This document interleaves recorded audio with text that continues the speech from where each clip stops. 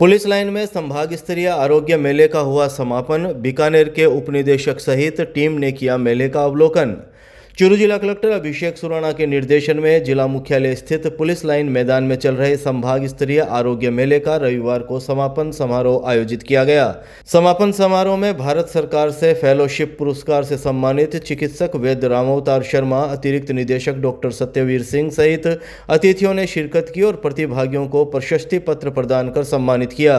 इस दौरान सहायक निदेशक डॉक्टर मनीष शर्मा ने मेले से लाभान्वित हुए लाभार्थियों और जनमानस को मिले विभिन्न लाभों की जानकारी दी। शाम 6 बजे मिली जानकारी के मुताबिक इस मौके पर उन्होंने बताया कि आरोग्य मेले में आमजन ने समुचित भागीदारी निभाई और चिकित्सा सेवाओं का लाभ उठाया। विभिन्न स्टॉलों पर आमजन ने विजिट कर आयुष उत्पादों की जानकारी ली। इसी के साथ प्रश्नोत्तरी प्रतियोगिता, प्रातःकाल योगाभ्यास में भी भाग लिया। मेले के दौरान आगंतुकों को अंकुरित नाश्ता व प्राकृतिक हर्बल चाय, निःशुल्क रोग प्रतिरोधक क्षमता बढ़ाने वाला काढ़ा उपलब्ध करवाया गया। औषधीय पादपों की प्रदर्शनी में भी लोगों की उत्सुकता बनी रही। उन्होंने बताया कि मेले में कुल 24,000 रोगियों को चिकित्सकीय लाभ, 16,000 व्यक्तियों ने मेले का भ्रमण किया और चिकित्सकीय परामर्श लिया तथा 1,000 लोगों को औषधीय पादपों का वितरण किया गया। डॉक्टर रमेश कसवा ने मानसिक स्वास्थ्य विषय पर व्याख्यान दिया।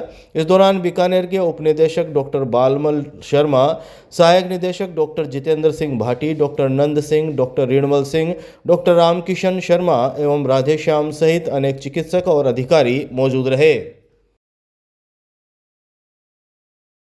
सैनिक बस्ती स्थित वीर तेजा भवन में जाट समाज की 131 प्रतिभाओं का हुआ सम्मान। विधायक हरलाल सारण रहे मौजूद।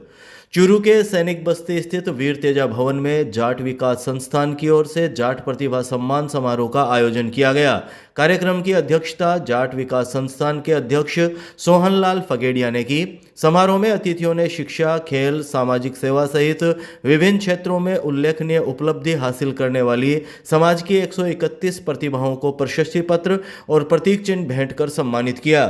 रविवार शाम 6 बजे मिली जानकारी के मुताबिक मुख्य अतिथि चूरू विधायक हरलाल सारण ने इस मौके पर कहा कि समाज के युवाओं को वीर तेजाजी महाराज के पद चिन्हों पर चलते हुए अनुशासन, परिश्रम और ईमानदारी को अपने जीवन में अपनाना चाहिए, तभी वे ऊंचाइयों को छू सकते हैं। उन्होंने प्रतिभाओं को आगे बढ़ने के लिए प्रेरित किया।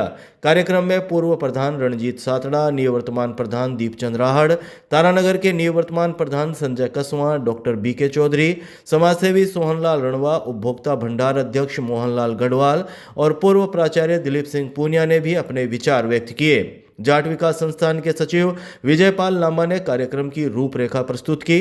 समाजसेवी सोहनलाल रणवा ने समाज में उल्लेखनीय योगदान देने वाले सुलोचना सिहाग, श्रीचंद इसराण, विमला देवी सहारण, शारदा फगेड़िया व राकेश देवी को शॉल ओढ़ाकर सम्मानित किया।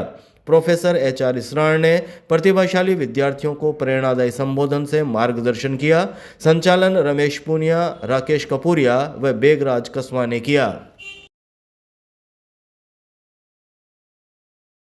चूरू की बेटी ने भोपाल में लहराया परचम। प्रिया चौधरी का भारतीय राष्ट्रीय शूटिंग टीम में हुआ चयन। चूरू के मरुस्थलीय अंचल की प्रतिभा ने एक बार फिर देश भर में चूरू का नाम रोशन किया है। चूरू की बेटी और उभरती निशानेबाज प्रिया चौधरी का भारतीय राष्ट्रीय शूटिंग टीम में चयन हो गया है।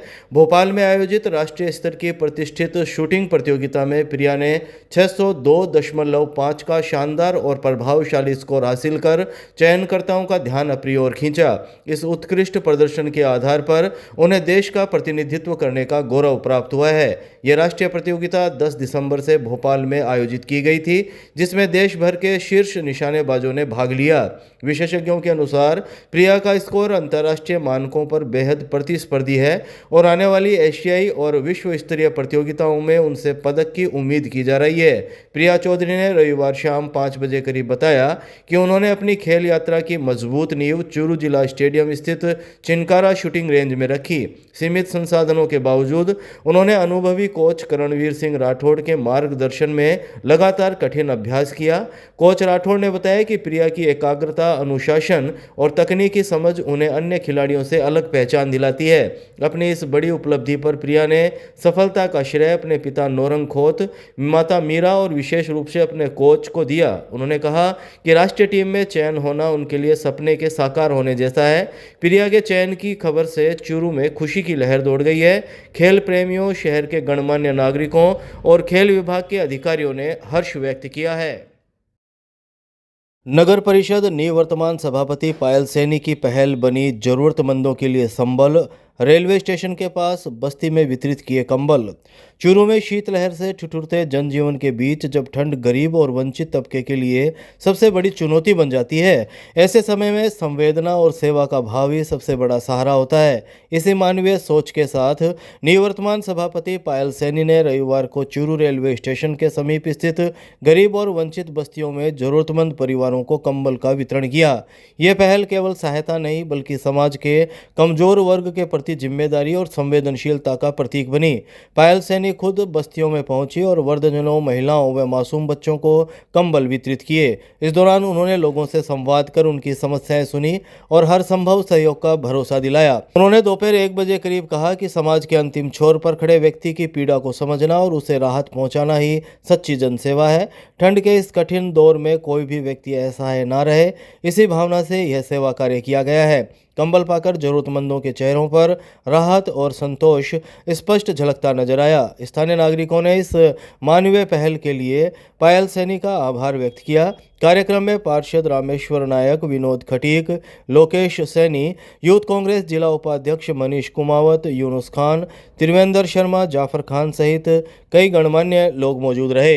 जो व्यक्ति ज़रूरतमंद है उनकी बस्ती में आकर सभी को कंबल वितरित किए गए हैं, क्योंकि सर्दी का महीना चल रहा है।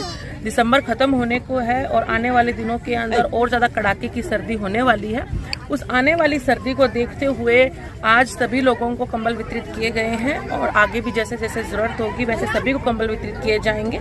चूरू शहर के जितने भी धनाढ़ लोग हैं, जितने भी संपन्न लोग हैं, उन सभी लोगों से मेरा निवेदन है कि इस सर्दी के अंदर आप सभी लोग अपने अपने सामर्थ्य के अनुसार इस ठंड से बचाव के लिए जो सहायता कर सकते हैं वो सभी आगे आकर करें।